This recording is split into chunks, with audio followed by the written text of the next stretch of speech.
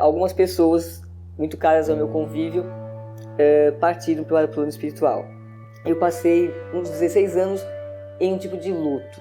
A Rádio Boa Nova e a TV Mundo Maior, elas são aquela companhia da qual você precisa e que te leva para a frente e te põe para cima nos momentos em que você procura respostas. Perceba essa necessidade de renovação.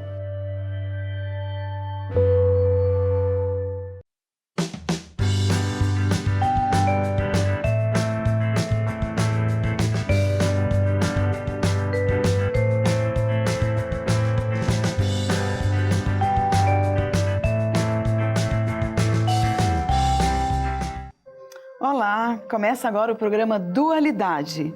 Seja muito bem-vindo e vamos refletir juntos? Os homens semeiam na terra o que colherão na vida espiritual, os frutos da sua coragem ou da sua fraqueza. Pois é, precisamos ver exatamente o que estamos plantando, o que estamos fazendo nessa nossa encarnação, porque a colheita é obrigatória, né? Então, que a gente possa estar mais atento aos nossos pensamentos, às nossas atitudes, às nossas palavras. Bom, hoje o Dualidade é especial. Nós vamos conversar aqui com uma pessoa querida, um amigo que veio de muito longe. O Dualidade está assim com luzinhas internacionais. E esse querido amigo que esteve conosco, nos encaminhou, nos recebeu lá na Europa na nossa jornada, está aqui presenteando o Dualidade hoje. Ele é lá de Aveiro, Portugal, é urbanista de profissão, é presidente de casa espírita, é um brilhante palestrante que trabalha divulgando a doutrina não só na Europa, como aqui no Brasil também. E ele administra cursos de mediunidade, tem a sua casa realmente que atua como presidente, e nós vamos recebê-lo aqui com muito carinho. É o Alexandre Vaz Pereira. Seja muito bem-vindo, meu querido. Deus te abençoe. Obrigado. Eu que agradeço e a equipe toda do Dualidade, agradecendo a sua presença aqui, a sua participação, tirar esse tempinho pra gente. Eu é que agradeço, Celina. Fala um pouquinho de você, Ale, pra gente. Celina, eu tomei contacto com a doutrina dos espíritos vivendo na minha infância em Niterói. Na altura, a mediunidade despontou em minha mãe. E, naturalmente, ao ter conhecimento de uma instituição espírita, eu passei a acompanhá-la, com 3 anos de idade.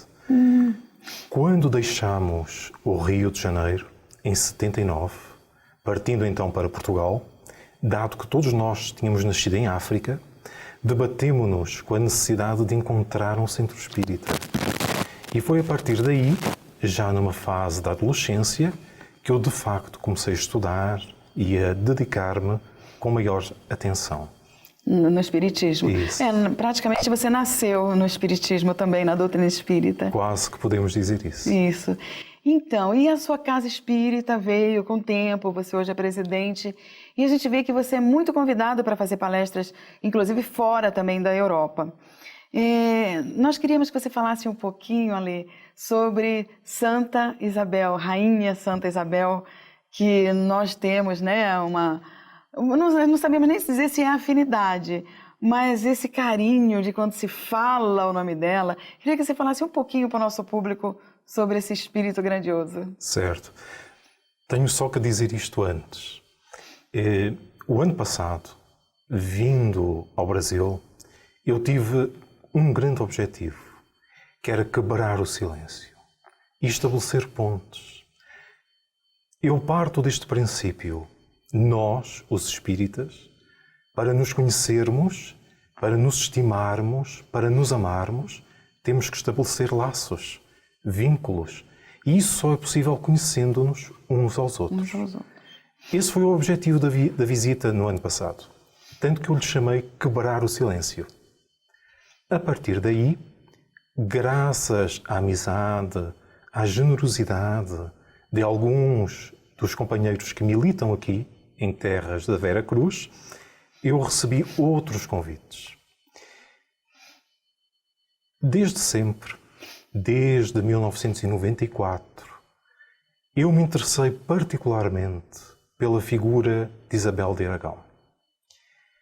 Devido a uma questão, que aparentemente ninguém sabia responder.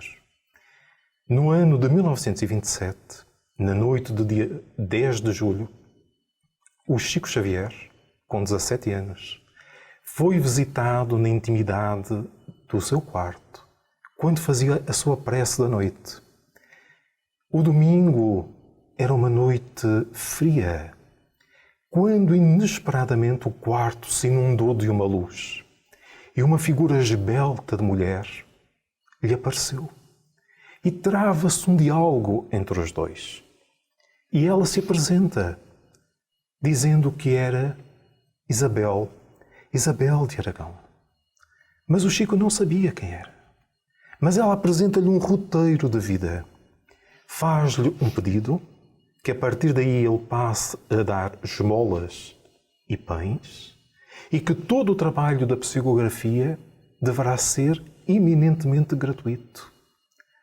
O que é extraordinário é que ela depois se esfuma, quase que desaparece.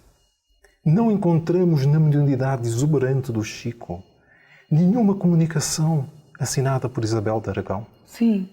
No entanto, ela nos aparece no nosso lar, como uma ministra veneranda, nomeadamente na grande preleção, que é um dos capítulos da obra. A minha questão tem sido essa. De que maneira, de que forma, este espírito deste porte aparentemente desaparece? Mas ela esteve sempre presente na vida do Chico. Sim. Mas uma presença silenciosa, no perfume de rosas, na ternura, nas esmolas, nos pães, que ele começou 15 dias após aquele pedido com a irmã Luísa, em Pedro Leopoldo, e que se prolongou durante toda a vida dele. Ela é um espírito da primeira dinastia de Portugal. Isso, casada Foi com Dom rainha, Dinis. com o rei Dinis. E ela já praticava, naquela época também, independente de ser uma rainha, a caridade através de doação de esmola, de várias formas, que acolhia os pobres e os doentes. Uma das grandes marcas da sua vida é o trabalho incessante da caridade, de dar esmolas, de dar pães, de alguma forma de valer a todos aqueles que lhes chegam. E alguns dos factos nós hoje poderíamos ter a certeza de que são autênticos. Porquê? Porque à época, quando alguém queria dizer que um determinado facto era verdadeiro, ele era escrito por um tabelião, um juiz. Sim. Com testemunhas oculares do facto, para que a posteriori ninguém pudesse dizer que era mentira. Que não falaram. Isso. Então, nós vamos encontrar ao longo da vida dela, entre aspas, alguns milagres, graças à exuberância da mediunidade, do trabalho persistente e contínuo de se educar, à luz do entendimento do Evangelho. Mas há algo que ressalta na vida dela, a orientação dos espíritos. Santo Agostinho de Hipona. E ela não era espírita, era uma rainha. É, claro, naquela época o espiritismo não existia. Mas ela ouvia a voz de Santo Agostinho de Hipona. Ora, quando nós pensamos em Santo Agostinho, pensamos num dos espíritos mais extraordinários da codificação. Ora, ele orientou-a a vida. E ela acompanhou sempre e teve também como uma grande referência Francisco de Assis. Francisco de Assis. João Evangelista. Outro espírito notável da codificação. E, na verdade, o rei Dinis não queria que ela praticasse essas caridades pelo fato de ser uma rainha. Não poderei afirmar isso. À luz dos biógrafos, daqueles que estão mais perto da existência física dela, nós poderemos perceber que ela agia. Como a rainha detinha rendas que eram próprias, ela dispunha dessa massa monetária como lhe aprovesse. Então ela saía da intimidade do castelo, na época medieval, no inverno duro europeu, para matar a fome, para de alguma forma valer os mais necessitados dos necessitados. Você vê, independente de ser uma rainha de tudo que Isso. ela tinha a humildade de estender a mão. Sem dúvida. Como o Evangelho sem pede dúvida. e fala. Né? Mas de uma maneira sempre serena, tranquila. E quando algo de inesperado acontecia, quando alguém se sentia curado, ela dizia, mas não me digas nada. Silencia. Quer dizer, praticava mesmo o Evangelho. Isso, seguramente. E existe um local que tem o corpo dela, lá em Coimbra, né? É Coimbra, né? Coimbra. Em Portugal. Dá para você falar um pouquinho só, porque é impressionante como a gente, ao visitar aquele local, você se envolve daquela energia, daquele magnetismo, não sei qual é a palavra certa, que emociona a gente. Eu lá, caía a água dos meus olhos, sem eu conseguir dominar aquilo. Por que isso, né? A rainha, eu procurei durante muito tempo ter uma noção dos traços físicos dela. Para a época, ela, em termos físicos, era uma mulher absolutamente notável, com 1,76 m de altura, magra, os cabelos loiros, sim, a tez branca, o rosto sobo comprido, os lábios finos, olhos verdes, com um estrabismo de um deles. Ao visitarmos, de facto, Santa Clara, em Coimbra, o local onde se encontra o corpo incorrupto dela, todos nós sentimos uma emoção peculiar. Profunda, não é? Intensa. Ali nós temos que fazer um rápido intervalo e a gente já continua contando a história dessa emoção que é visitar esse lugar. Fique conosco, nós voltamos já.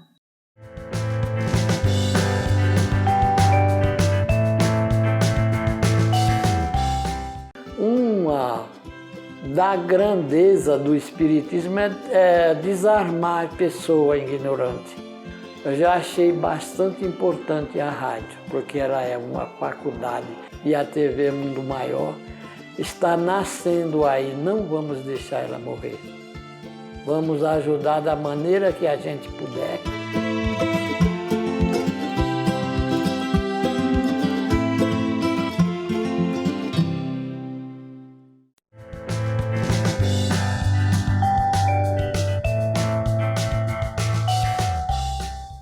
Estamos de volta hoje no Dualidade, conversando com Alexandre Vaz Pereira, que é um profundo conhecedor dos ensinamentos espíritas e divulgador também, palestrante, presidente de Casa Espírita. Ele é lá de Aveiro, Portugal, e está aqui trazendo para a gente um pouquinho de alguma coisa da passagem da Rainha Santa Isabel, a veneranda, né, conosco aqui. Ale, então você estava falando do início, assim, da história, né? Vamos continuar para que o nosso público possa se envolver até nessa energia e alcançar lá onde estiver, na sua casa, onde estiver assistindo, toda nessa beleza desse perfume, né, dessa luz que você está irradiando aí para gente. Falávamos do corpo dela. É curioso que alguns historiadores, alguns estudiosos têm defendido a tese de que o corpo dela terá sido, digamos assim, alvo de um processo de mumificação.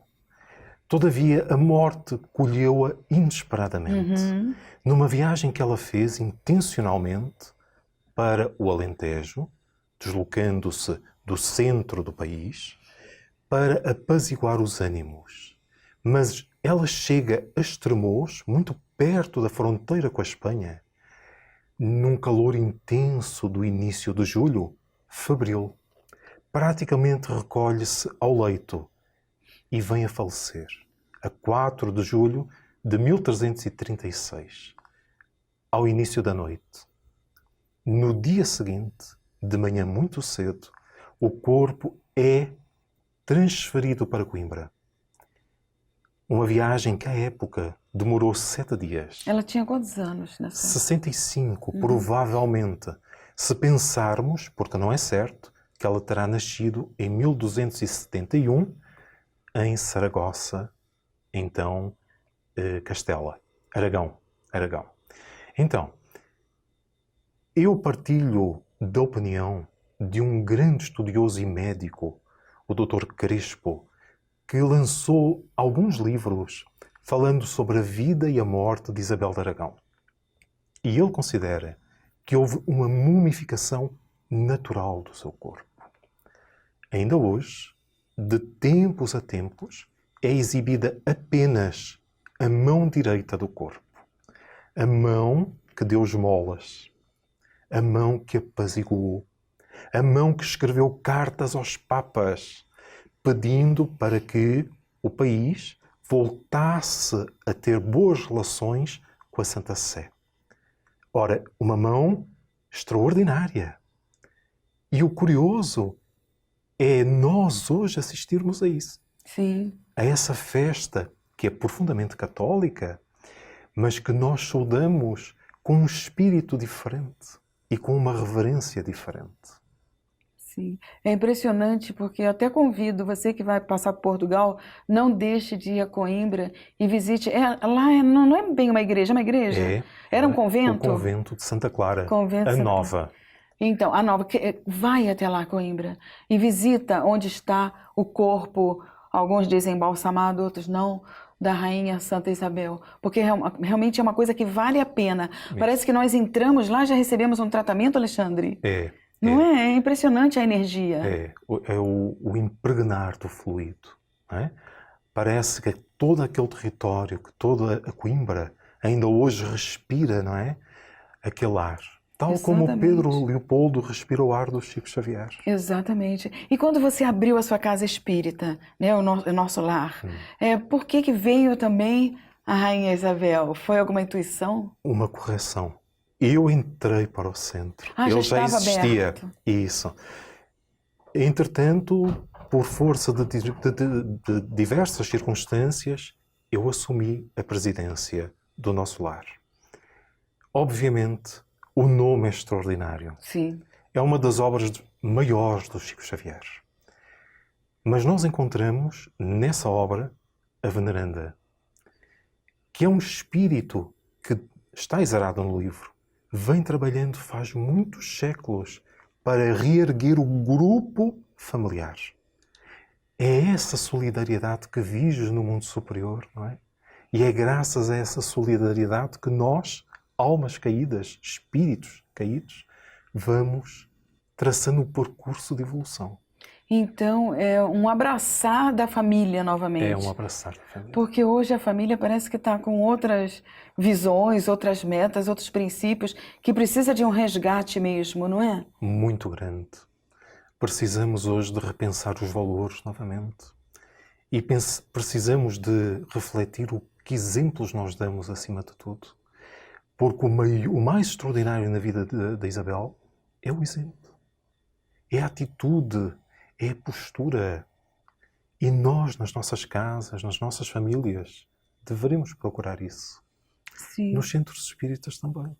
Pois é, e a gente vê que na família existe pouco diálogo, pouco contato, está tudo através de máquina, está tudo através de celular, né? E que bom que vem alguém aqui no Brasil falar sobre isso também, dando o exemplo da rainha. As nossas famílias, os nossos lares, precisam de diálogo. E precisam fundamentalmente de uma palavra que parece que saiu dos nossos dicionários. Ternura. Esse respeito que nasce naturalmente pela atitude do outro. E na família, o papel de pai e de mãe tem de ser observado pela prole como uma exemplificação de crescimento. Nas nossas famílias, temos de voltar a criar o hábito de sentar à hora do jantar e dialogar. Não ver televisão. Voltarmos, sairmos da mesa depois de tudo arrumado, sentarmos-nos na sala e conversarmos, vermos um filme e dialogarmos. O que é que nós aprendemos com isto? Que exemplo notável esta pessoa nos deu? Exatamente. É urgente isto, porque a Europa está a atravessar um momento grave. A crise de valores associada à depressão económica, à droga, estão a ser a queda de muitos jovens, o suicídio está em níveis Exagerado. galopantes. E o mais impressionante é que aqueles grandes países da Europa do Norte, como uma Suécia, uma Noruega, uma Dinamarca, os jovens sem sentido existencial optam pelo suicídio. Pois é, jovens, não é? Mas eu acho que isso está em todas as partes, não está só na Europa, não, né? É, mas ali é paradoxal, Lá é muito. porque eles têm tudo. Sim. Um jovem que chega aos 18 anos tem quase que garantido o ingresso no ensino superior. A maior parte deles se emancipa, sai de casa. Porquê? Porque tem uma propina, tem uma bolsa. Então eles passam a ditar as suas próprias regras de vida, distanciados da família. Distanciados. Como é tudo muito fácil, ou aparentemente fácil, não existindo valores do cristianismo, o indivíduo sente-se perdido e opta por uma fuga espetacular, o suicídio. Por isso é que dizemos, é paradoxal. Alê, veja bem, hoje em dia, por exemplo, aqui, né, no Brasil, talvez assim também seja lá na Europa, os pais às vezes querem orientar, querem dar a palavra, querem dar o comando, e os filhos atuais, espíritos encarnados, de uma forma liberal, talvez até um pouco sem controle, não aceitam muito o que o adulto, o que os pais, os avós estão falando. O que você diz para esses pais que parece que perderam o controle porque se sente sufocado pela juventude, para que possa ter um mínimo jeito de querer voltar a encaminhar para o caminho certo ou para uma religiosidade, independente até de ser o espiritismo ou não? Com todo o respeito pelos pais, Claro. falta de autoridade moral. É essa perda de autoridade que está a fazer com que o petis, a criança, mande, quando o pai e a mãe têm o dever de educar, de instruir, de apontar uma diretriz segura. Dando exemplo. Dando o exemplo. E para isso é preciso ter autoridade moral. Uhum. Quando nós a perdemos, como fazer? Refazer o percurso. Assumir que se errou e dizer, eu fiz isto, mas agora eu vou mostrar que eu me reformei. E estará tudo muito bem. O que falta é força de vontade, força anímica e valores do cristianismo. Valores que para nós são os valores espíritas. Para que o indivíduo assuma, saia do seu orgulho, do seu torpor. Assuma, eu errei, eu estava equivocado. Eu peço desculpa. Vamos agora construir um caminho novo. Sim. Isso independe de idade, né, Alê? Isso. Tanto dos pais como dos filhos. Então, o grande caminho é o Evangelho. É a nossa tábua de salvação. Sim. É o mapa do tesouro, como diz o Divaldo Pereira Franco, com toda a razão. Sim. Mas eu aconselho muito vivamente que se leiam as obras do Emmanuel. Que ganhemos o hábito de discutir aquelas obras. E na intimidade dos lares, não estudar apenas o Evangelho, mas as obras do André Luís. Descortinarmos este mundo do invisível, Sim. que nos vai receber, porque de lá viemos e para lá voltamos, às vezes inesperadamente.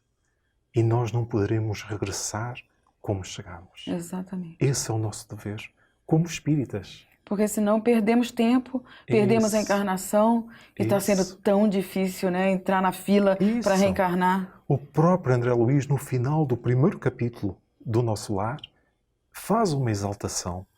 Soai agora, chorai agora, para não terdes de chorar depois. Uhum. É verdade. E muitas pessoas ali ainda se sentem, vamos dizer assim, atadas ou com um pouco de receio de ir procurar conhecer, vamos dizer assim, obras espíritas, o mesmo evangelho, ou até entrar numa casa espírita. O que você acha que está acontecendo? Por que isso? Por que essa presa, né, espiritual de uma forma que enegrece muitos caminhos? É um preconceito. Pelo menos para nós na Europa é um preconceito. E porque durante muitos anos, com todo o respeito, a Igreja Católica foi, digamos assim, um grande travão. e criou uma imagem que não corresponde. Só que essa imagem está no inconsciente coletivo. Cabe-nos a nós demonstrar, pela nossa postura, pela nossa atitude, nas sociedades onde estamos, nos nossos circuitos, que temos uma família, que trabalhamos e assim providenciamos a dignidade das nossas existências, mas trabalhamos por algo, numa doação completa, sem esperar nada. Com certeza. Alê, meu querido, terminando o nosso tempo do Dualidade, mais uma vez eu te agradeço assim profundamente, em nome de toda a nossa equipe, no meu nome especial, porque para mim realmente ia ser um presente você estar aqui e graças a Deus você está. Eu Deus é que te agradeço, abençoe. eu é que agradeço. E eu não sou digno das palavras, eu é que agradeço. Espero que um dia você volte ao Dualidade para gravarmos e para você passar tanto ensinamento aí para as pessoas. Esperemos que sim. Obrigada. E você, dá uma olhadinha no site Clube Amigos da Boa Nova, ou então Disque 0800 12 18 38. Associe-se, colabore conosco para a divulgação dessa doutrina maravilhosa. E você, quer participar conosco também? Escreva para dualidade@feal.com.br, mande suas críticas, suas dúvidas, sugestões, que nós responderemos seu e-mail com muito carinho e prazer. Quer assistir esse e outros programas? youtube.com/TV Mundo Maior. Para interagir, facebook.com/TV Mundo Maior. Eu agradeço mais uma vez a sua companhia e te espero no próximo Dualidade. Até lá!